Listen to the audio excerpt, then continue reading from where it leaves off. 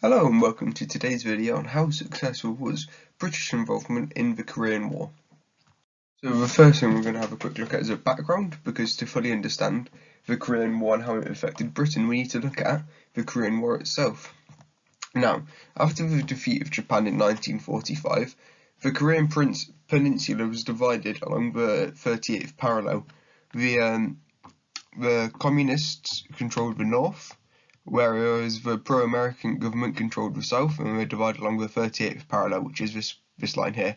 Now that line's kind of important later on.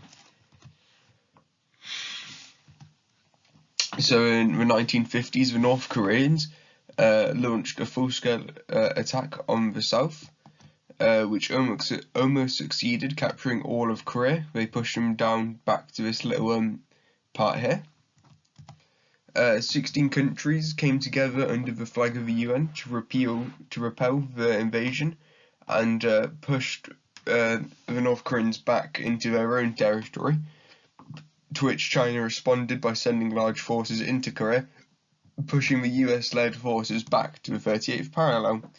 The war became a stalemate, and an armistice was signed in July 1953. And that's where we pushed them back to, as you can see. Then it was after that point where China got involved and they sent them back down to the 38th parallel.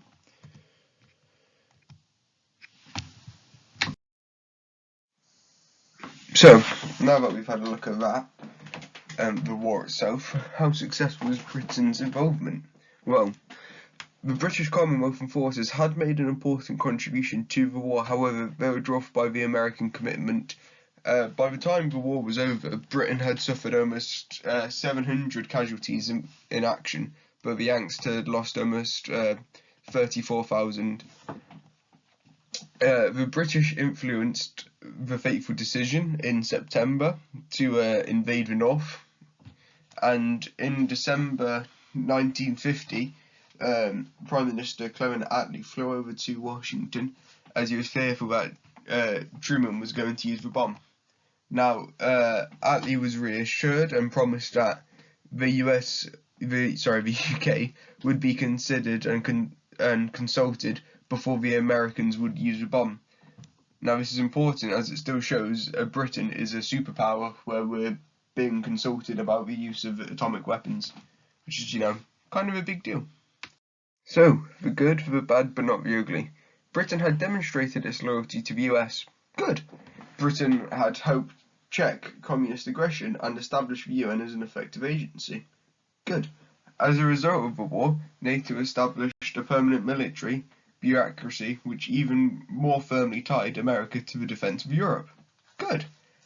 However, the increased defence expenditure added to the difficulties of Britain's economy, which is, not the best. Right, and thank you for watching. I hope you enjoyed it. If you don't mind, please consider subscribing. It just helps me out a bit. And I hope you enjoy the rest of your day.